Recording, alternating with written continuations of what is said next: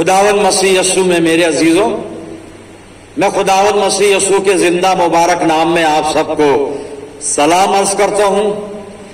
आपको वेलकम कहता हूं आज की इस इबादत में तशरीफ आवरी के लिए। अजीजों, मैं आप सबको हमेशा अपनी दुआओं में याद रखता हूं, प्रार्थना करता हूं प्रभु का अनुग्रह हमेशा आपके साथ रहे। आज जो कलाम का हिस्सा है वो निर्गमन की पुस्तक 13 अध्याय 17 से 22 पद तक है। The book of exodus chapter 13 versus 17 to 22। मैं आपके सामने पढ़ता हूं खुरूज की किताब निर्गमन की पुस्तक 13 अध्याय और 17 पद से बाब के अंत तक। और जब फिरौन ने उन लोगों को जाने की इजाजत दे दी तो खुदा इनको फिलिस्तियों के मुल्क के रास्ते से नहीं ले गया, अगरचे उधर से नजदीक पड़ता, क्योंकि खुदा ने कहा ऐसा ना हो कि ये लोग लड़ाई भिड़ाई देखकर पछताने लगे और मिस्र को लौट जाएं, बल्कि खुदा इनको चक्कर खिलाकर बहरे कुलजम के बयाबान के रास्ते से ले गया और बनी इस्राएल मुल्क मिस्र से मुसल्लह निकले थे। और मूसा यूसुफ की हड्डियों को साथ लेता गया, क्योंकि उसने बनी इस्राएल से ये कह करके खुदा जरूर तुम्हारी खबर लेगा, इस बात की सख्त कसम ले ली थी कि तुम यहां से मेरी हड्डियां अपने साथ लेते जाना। और उन्होंने सुक्कात से कूच करके बयाबान के किनारे ईताम में डेरा किया। और खुदावंद उनको दिन को रास्ता दिखाने के लिए बादल के सतून में और रात को रोशनी देने के लिए आग के सतून में होकर उनके आगे आगे चला करता था, ताकि वो दिन और रात दोनों में चल सकें। वो बादल का सतून दिन को और आग का सतून रात को उन लोगों के आगे से हटता ना था। खुदावंद की बड़ी बरकत उसके पाक कलाम के पढ़े जाने और सुने जाने पर हो। आइए दुआ करें। खुदावंद मसीह यस्सु में हमारे प्यारे आसमानी बाप, ये वक्त है तेरे जिंदा मुबारक कलाम पर मनन करने का। हम में से हर एक को पाक रूह का मसा अता फरमा कि हम पवित्र आत्मा की अगुवाई में होकर पिता तेरे वचन को समझ सकें, वचन के रहस्यों को, वचन के सही अर्थों को समझ सकें। पिता परमेश्वर होने दे वचन रूपी बीज हमारे दिल की जमीन पर जब गिरता है तो हमारी जिंदगियों में जड़ पकड़े और बेशुमार फल लाने वाला हो। आया आसमानी बाप, जब हम तेरी रिफाकत में हैं तो इल्तिजा करते हैं हमारे चारों तरफ अपने पाक फरिश्तों की सेना का बाड़ा बांधना कि शैतान हमें कहीं से भी छूने ना पाए, कहीं से भी दखल अंदाजी ना कर सके। प्यारे प्रभु, सारी बातों में अपने आप को तेरी अधीनता में सौंपते हैं।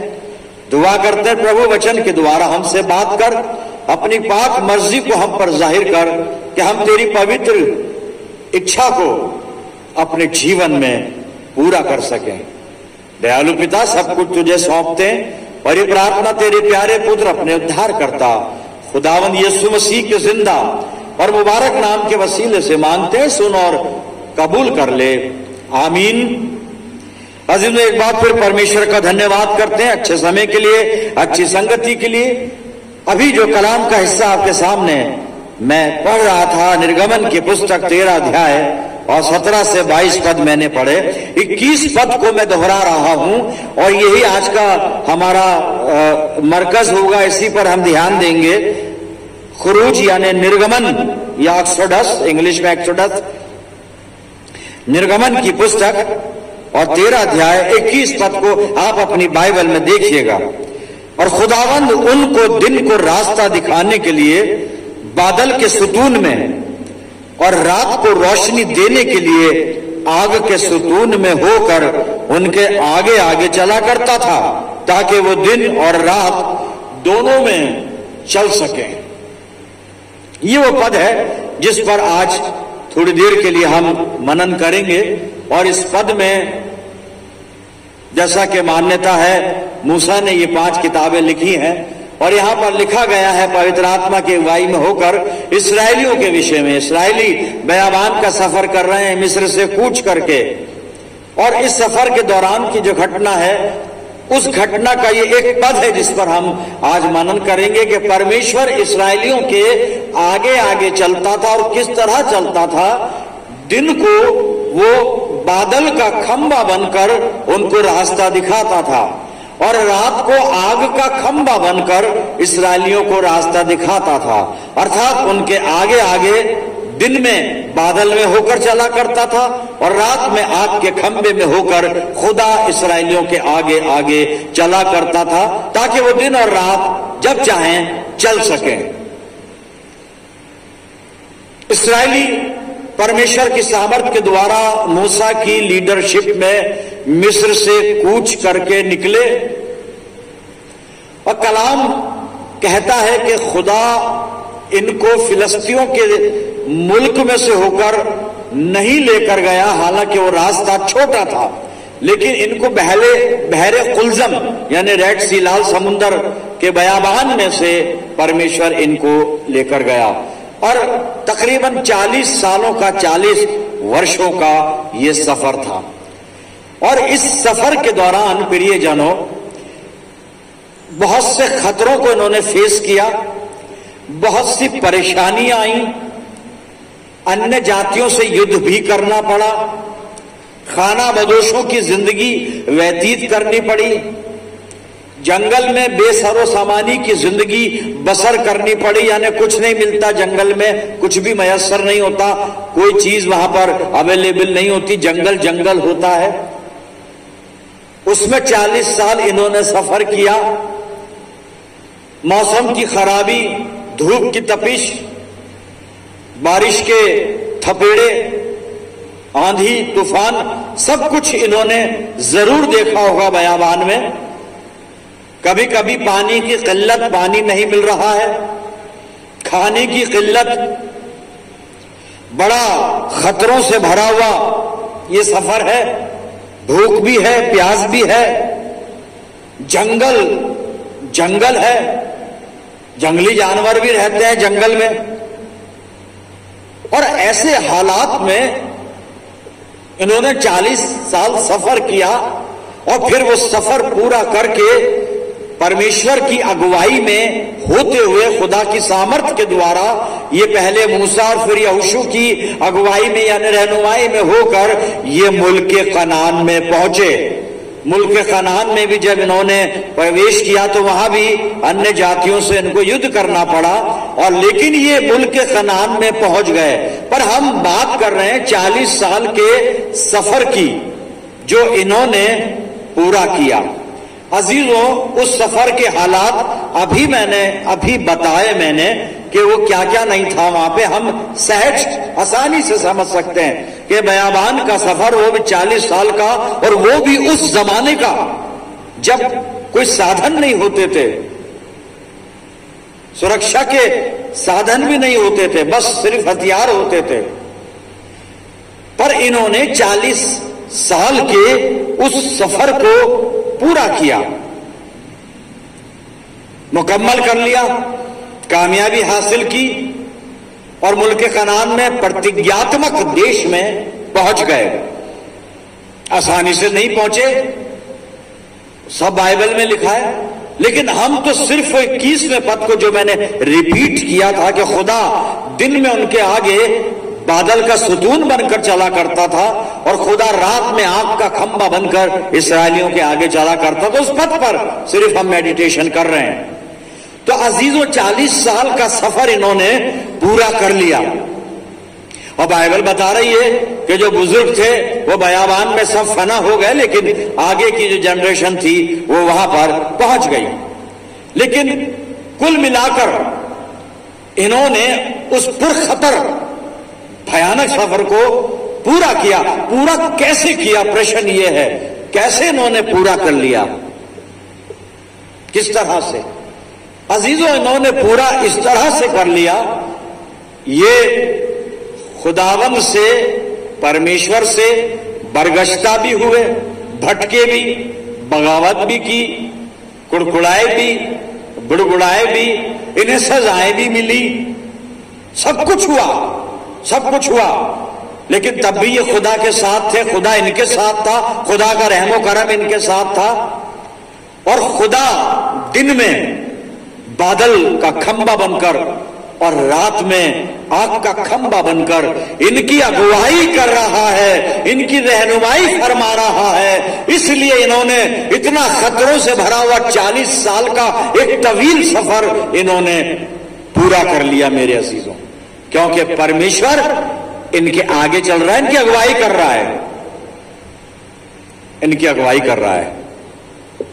और खुदा जो इनकी रहनुमाई फरमा रहा है बयाबान में, खुदा जो इनके साथ चलता है, खुदा इसलिए इनके साथ चलता है मेरे अजीजों, खुदा इनसे प्यार करता है, इस्राएलियों से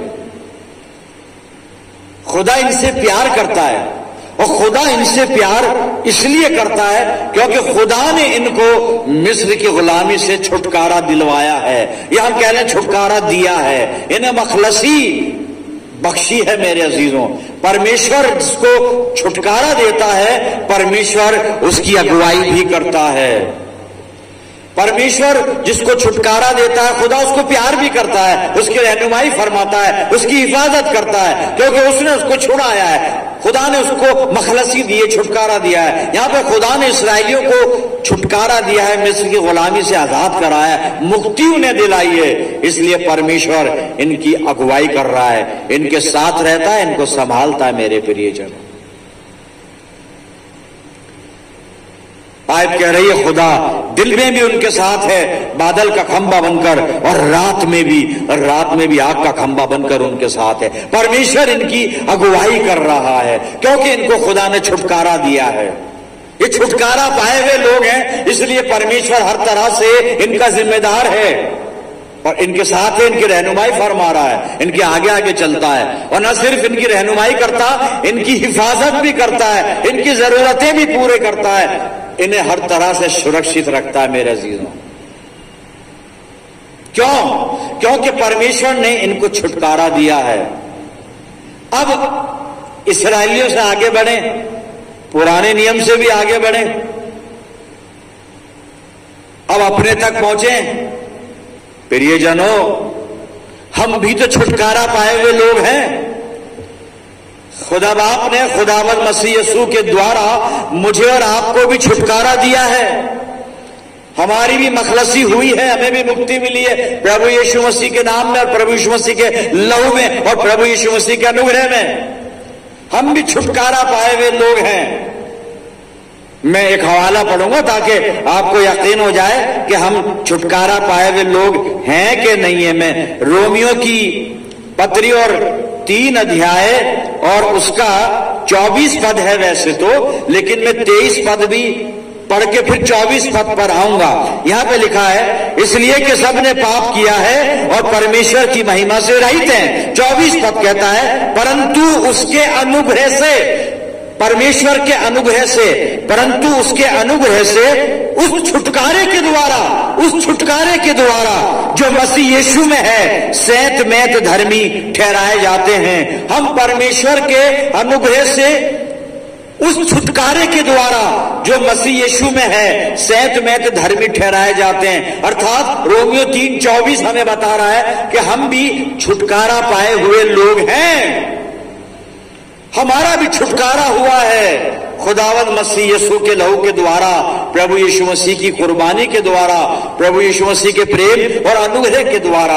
अजीजों, हम छुटकारा पाए हुए लोग हैं, इस्राएली छुटकारा पाए हुए लोग हैं। परमेश्वर उनकी अगुवाई कर रहा है, उनके आगे चलता है, उनको संभालता है, उनकी रक्षा करता है, उनकी जरूरतों को पूरा करता है, हर तरह से उनको महफूज रखता है। हम भी छुटकारा पाए हुए लोग हैं। प्रश्न यह है, क्या परमेश्वर मेरी अगुवाई कर रहा है आज? क्या खुदा आपकी अगुवाई कर रहा है? क्या खुदा हमारे आगे आगे चलता है? क्या खुदा हमें संभालता है? क्या खुदा हमारी हिफाजत करता है? किस तजुर्बे के साथ हम मसीह विश्वास में जी रहे हैं? क्या एक्सपीरियंस है हमारा? क्या परमेश्वर आज मेरी अगुवाई कर रहा है? जब वो किसी को छुड़ाता है, छुटकारा देता है, किसी से प्यार करता है, किसी को अपने लिए चुन लेता है, किसी को अपनी खिदमत के लिए मुकर्रर कर लेता है, या किसी को अपने मिशन के लिए, किसी प्रोजेक्ट के लिए जब वो चुन लेता है, वो उसकी अगुवाई करता है प्रियजनों। उसको रास्ता बताता है, उसको समझ देता है, उसको बुद्धि देता है। बाइबल में अनगिनत हवाले हैं, मैं जल्दी से बता देता हूं, आप नोट डाउन अगर जल्दी से कर सके तो कर लीजिएगा, वरना बाद में रिपीट कर लीजिएगा। नूह को परमेश्वर ने अगुवाई दी, उत्पत्ति 6 और 7 अध्याय। लूत को परमेश्वर ने अगुवाई दी, उत्पत्ति 19 अध्याय। अब्राहम को तो अगुवाई दी, उत्पत्ति 22 अध्याय, गौर से पढ़िएगा। फिर उसके बाद नए नियम में हम आ जाएं, मरियम की अगुवाई की, मुकद्दसा मरियम की, लूका 1 बाब। यूसुफ की अगुवाई की, मती 1 बाब। ज्योतिषियों की अगुवाई की परमेश्वर ने, मती 2 बाब। उसके आगे चलें, गॉस्पेल से बाहर आए हम, फिलिप्पुस की अगुवाई की, प्रेरितों के कार्य 8 अध्याय। पौलुस की अगुवाई की, प्रेरितों कार्य 9 अध्याय। और आगे बहुत सारे हवाले हैं, पर अभी हम वहां तक नहीं जाएंगे। खुदा अगुवाई करता है अपने लोगों की। क्या खुदा मेरी अगुवाई आज कर रहा है? क्या खुदा हमारी अगुवाई आज कर रहा है? क्या खुदा जब हम चलते हैं हमारे साथ चलता है? क्या खुदा दिन में हमारी अगुवाई करता है? क्या खुदा रात के अंधेरे में हमारी अगुवाई करता है? क्या परमेश्वर इस जिंदगी के बयाबान में, आजकल का जीवन बयाबान के सफर से कम नहीं है। इस्राएलियों ने जितने खतरे वहां पर फेस किए थे 40 साल में, आज के युग में, आज की परिस्थितियों में वही सारे खतरे आज मनुष्य के जीवन के सफर में दरपेश आते हैं, उनका सामना करना पड़ता है। आज के युग में जो जिंदगी है खतरों से भरी हुई है, चैलेंजेस से भरी हुई है। दुश्मनों का डर है, बीमारियों का डर है, लुटेरों का डर है, शैतान का भी डर है। सबसे बड़ा तो वही बैरी है। कई खतरे हैं, और ऐसे खतरों के हालात में, परिस्थितियों में सवाल है, क्या खुदा मेरी अगुवाई कर रहा है? क्या परमेश्वर मेरे साथ या मेरे आगे आगे चलता है? प्रियजनों, ये प्रश्न है आज। कुछ लोग कह रहे होंगे कि बिल्कुल परमेश्वर हमारी अगुवाई कर रहा है, आप धन्य हैं, आप धन्य हैं अगर ऐसा है तो। और नहीं कर रहा है अगुवाई तो क्यों नहीं कर रहा है प्रियजनों? क्यों फिर हम अपने आप को अकेला महसूस करते हैं, अपने आप को हारा हुआ महसूस करते हैं, घबराए हुए से जी रहे हैं, और जिंदगी में वो चैन और सुकून नहीं है जो खुदा के बंदे को हासिल हो जाना चाहिए। एक अजीब सा संदेह मन में, अजीब सी शंका, अजीब सा भय मन में बना रहता है मनुष्य के जीवन में। छुपा ले कोई बात नहीं, लेकिन हकीकत यही है, कल क्या होगा, परसों क्या होगा, मैं ऐसा करूंगा तो क्या होगा, मेरे परिवार में ऐसा क्या होगा, ऐसा हो जाएगा तो फिर वैसा क्या होगा। ये सारे सवालात हमें घेरे रहते हैं। लेकिन जो मुख्तसर सी बात जो है, वचन जो बात कर रहा है, वो ये बात कर रहा है, और मुझसे पूछता है कलाम भी, और मैं भी अपने आप से पूछता हूं कि क्या ईमानदारी के साथ क्या परमेश्वर मेरी अगुवाई कर रहा है? खुदा क्या मेरे साथ चलता है दिन में, रात में? क्या परमेश्वर की नजरे करम मेरी जिंदगी पर है? क्या प्रभु का अनुभव है मुझको वैसे ही लेके चलता है जैसे बयाबान में खुदा इस्राएलियों को 40 साल तक लिए फिरता रहा? मेरे अजीजों, उनको बहुत कुछ सिखाना था 40 वर्षों में, उनके ईमान को मजबूत करना था, उनको बहुत सारी चीजों में ट्रेन करना था, इसलिए 40 साल लिए खुदा बाप ने। सफर तो बहुत छोटा था, पर हम गौर करें प्रियजनों, क्या परमेश्वर मेरी अगुवाई कर रहा है? क्योंकि खुदा अपने चुने हुओं की अगुवाई करता है, वो जिनको छुड़ाता है उनकी अगुवाई करता है। अगर मैं यीशु मसीह के द्वारा मेरा छुटकारा हो चुका है गुनाहों से, बुरी जिंदगी से, बुरी आदतों से, पाप से, तो परमेश्वर जरूर मेरी अगुवाई करेगा। क्यों करेगा? उसका वादा है साहब, खुदा ने वादा किया। मैं आपको पढ़ के सुनाता हूं हवाला, भजन संहिता और 32 अध्याय और 8 पद पढ़ रहा हूं मैं, सुनिए। खुदा क्या फरमाता है यहां पे? दाऊद अपने भजन में पवित्र आत्मा की अगुवाई में परमेश्वर की बात को यहां पे लिख रहा है। जी सुनिएगा, भजन संहिता 32। मैं तुझे, खुदा कह रहा है, मैं तुझे बुद्धि दूंगा। प्रश्न ये है हमारा, क्या परमेश्वर अपने लोगों की अगुवाई करता है क्या? जी हां, कलाम कह रहा है, खुदा कह रहा है, ये खुदा का वादा है। मैं तुझे बुद्धि दूंगा और जिस मार्ग में तुझे चलना होगा उसमें तेरी अगुवाई करूंगा। खुदा कह रहा है उसमें तेरी अगुवाई करूंगा, और खुदा कह रहा है करूंगा तो करेगा। खुदा कर रहा है, खुदा करता है, पर हम क्या उसकी अगुवाई में चलने को तैयार रहते हैं? कई बार हम उसकी अगुवाई में चलने से मना कर देते हैं। बच्चा जब चलने सीख जाता है, मां का हाथ छुड़ाकर भागता है। हम भी यही करते हैं। जहां पर खुदा बाप ने हमें सारी बरकतें दे दी, हर तरह से आसूदा कर दिया, और परमेश्वर से हाथ छुड़ाकर उसको पीछे छोड़कर आगे भागते हैं। और बच्चे ने मां का हाथ छोड़कर जैसे ही आगे भागना शुरू किया, भागा, भाग रहा था, और भागते भागते ठोकर लगी, मुंह के बल गिरा। क्या हुआ पता नहीं।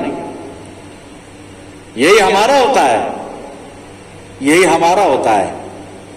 खुदा से हाथ छुड़ाकर नहीं भागना है, उसकी अगुवाई में चलना है। जी तो कहता है कि जिस मार्ग पर तुझे चलना होगा उसमें तेरी अगुवाई करूंगा, मैं तुझ पर कृपा दृष्टि रखूंगा और सम्मति दिया करूंगा, सही सलाह दिया करूंगा, सही ज्ञान दिया करूंगा। ये खुदा का वादा है मेरे अजीजों, ये परमेश्वर का वादा है। हम परमेश्वर की अगुवाई में चलने के लिए अपने आप को तैयार कर लें, अपने आप को रजामंद कर लें, राजी कर लें, विलिंग कर लें हम कि नहीं, हमें खुदा की अगुवाई में चलना है। तो कई बार हम परमेश्वर की अगुवाई से इधर उधर हट जाते हैं और इसलिए जिंदगी में परेशान रहते हैं, दुखी रहते हैं। लेकिन परमेश्वर प्यार करता है, और जिसे प्यार करता है हमेशा उसके साथ चलता है। दिन में बादल का खंबा बनकर, रात में आग का खंबा बनकर अपने बंदों को वो छोड़ता नहीं।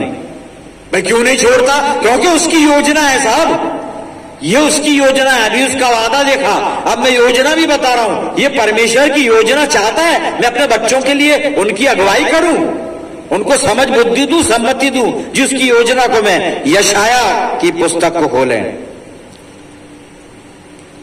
48 अध्याय, यशाया 48 17 पर सुनिए। यहोवा जो तेरा छुड़ाने वाला और इस्राएल का पवित्र है, वो यूं कहता है, मैं ही तेरा परमेश्वर यहोवा हूं, जो तुझे तेरे लाभ के लिए शिक्षा देता हूं, और जिस मार्ग में तुझे जाना है उसी मार्ग पर तुझे ले चलता हूं। यह हमारे परमेश्वर की योजना है प्रियजनों, यह हमारे परमेश्वर की योजना है। खुदा की योजना को अपने जीवन में पूरा होने दीजिए, उसकी अगुवाई में चलते रहिए, उसकी अगुवाई से इधर उधर मत हटिए।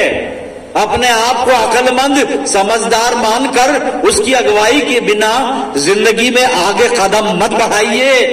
ठोकरें लगेंगी, कुछ भी हो सकता है फिर प्रियजनों। और ये जिंदगी का जो सफर है, ये वो 40 साल के इस्राएलियों के बयाबान के सफर से ज्यादा खतरनाक है।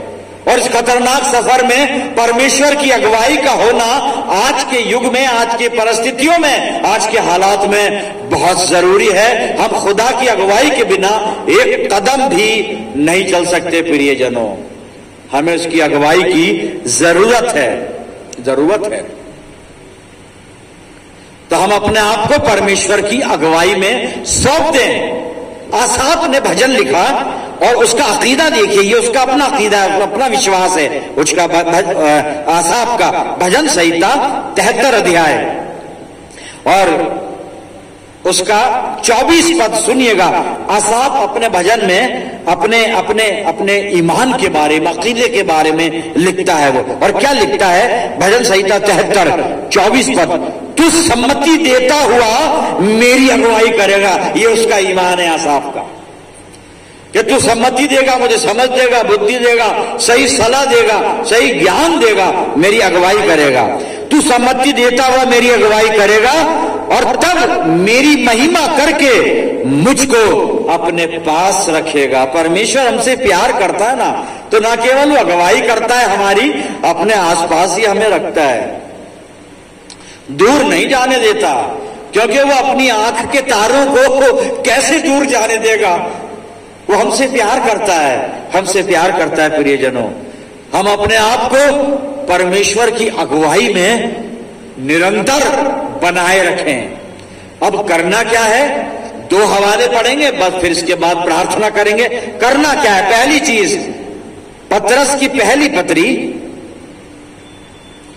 और 5 अध्याय 6 पद सुनिए। 2 बातें करनी है। पहली चीज जो करनी है क्या, पहला पतरस 5 अध्याय और 6 पद सुनिएगा। पतरस क्या कह रहा है, इसलिए परमेश्वर के बलवंत हाथ के नीचे दीनता से रहो, जिससे वो तुम्हें उचित समय पर बढ़ाए। पहला काम करना है, परमेश्वर के बलवंत हाथ के नीचे दीनता से रहना है। हमें हलीमी चाहिए जिंदगी में, नम्रता चाहिए प्रियजनों, दीनता चाहिए। और रहना कहां पर है, परमेश्वर के बलवंत हाथ के नीचे, उसकी रहनुमाई में, उसकी अगुवाई में, उसके शेल्टर में, उसकी पनाह में, शरण में, कैसे भी समझ लें आप, हमें परमेश्वर के बलवंत हाथ के नीचे बने रहना है प्रियजनों, तभी उसकी रहनुमाई हमें हासिल होगी। एक और काम जो करना है, इब्रानियों की पत्री 4 अध्याय, इब्रानियों की पत्री 4 अध्याय 16 पद सुनिएगा। इसलिए आओ, करना क्या है, कह रहा आ जाओ, कलाम कह रहा है आओ। इसलिए आओ, हम अनुग्रह के सिंहासन के निकट हियाव बांध कर चलें। अनुग्रह का सिंहासन प्रभु यीशु मसीह, खुदावन मसीह यीशु। इसलिए आओ, हम अनुग्रह के सिंहासन के निकट हियाव बांध कर चलें कि हम पर दया हो और वो अनुग्रह पाएं, वो अनुग्रह पाएं जो आवश्यकता के समय, जो जरूरत के समय, जो आवश्यकता के समय हमारी सहायता करे, हमारी मदद करे। हम अनुग्रह के सिंहासन के पास चलें। आओ, अनुग्रह के सिंहासन के पास चलें, उसके निकट आ जाएं, हियाव बांध कर चलें। यहां पे लिखा है अनुग्रह के सिंहासन, यीशु मसीह के पास, ताकि वो अनुग्रह पाएं, प्रभु यीशु मसीह से वो फजल पाएं, वो अनुग्रह पाएं जो आवश्यकता के समय, जरूरत के समय हमारी सहायता करे। प्रियजनों, अपने आप को परमेश्वर की अगुवाई में रख दीजिए, अपने आप को हर तरह से खुदा के हाथों में सुपुर्द कर दीजिए। वो हर तरह से आपको बरकतों से आसूदा करना चाहता है, हर तरह से आपकी हिफाजत करना चाहता है, और हर तरह से आपको खुश और खुर्रम रखना चाहता है। आइए प्रभु के पास चलें, प्रार्थना करें। खुदावन मसीह यीशु में प्यारे आसमानी बाप, तेरा धन्यवाद करते हैं पिता परमेश्वर, तेरे बड़े खूबसूरत और कीमती वायदों के लिए, तेरी योजना के लिए, तेरे बहुत बड़े फजल के लिए कि तू अपने बंदों की अगुवाई करता है। पिता परमेश्वर, तेरा शुक्र हो कि तू हमारी भी अगुवाई करता है। खुदा बाप, हमें तौफीक दे, पवित्र आत्मा की वो रहनुमाई हमें अता कर कि हम हमेशा अपने आप को तेरी अगुवाई में उपस्थित रखें, हाजिर रखें, तेरी रहनुमाई से कभी भी बाहर ना जाएं, कभी भी अलग ना हो। पिता परमेश्वर, अपनी जिंदगियों को हर तरह से तेरे हवाले करते हैं। दयालु पिता परमेश्वर, मैं प्रार्थना करता हूं जितने लोग प्रार्थना में मेरे साथ हैं, इन सब अजीजों पर तेरी शफकत, रहमत और बरकत का साया हमेशा बना रहे। परम पिता परमेश्वर, हम सब तेरे विश्वासी बेटे और बेटियां मिलकर कुल जहान के लिए दुआए खैर करते हैं। आसमानी बाप, अपनी जिंदगियों को हर तरह से तेरी वेदी के सामने उंडेलते, अपने दिलों को खाली करते, सब कुछ तेरे हवाले करते हैं पिता परमेश्वर। और ये प्रार्थना तेरे प्यारे पुत्र, अपने उद्धारकर्ता और जीवन देने वाले खुदावंद यीशु मसीह के जिंदा और मुबारक नाम के वसीले से मांगते हैं। सुन और कबूल कर ले, आमीन। अब हमारे खुदावन मसीह यसू का फजल, खुदा बाप की मोहब्बत, पाक रूह की रिफाकत और शिराकत हम में से हर एक के साथ, तमाम ईमानदारों के साथ, हमारी सब कलीसियाओं के साथ अब से लेकर हमेशा तक होती रहे। आमीन।